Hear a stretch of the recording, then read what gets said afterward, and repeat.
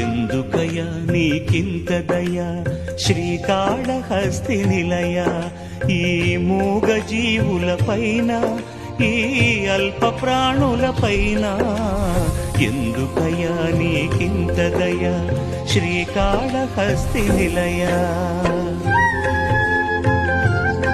అల్లుకుపోయిన సాలీడు అగ్నికాహుతైపోయెనని, పూజించిన గజ సర్పములు పోరు సలిపి మరణించెనని ఎరిగితివి. ఎదకరగి కరుణే కురిసితివి.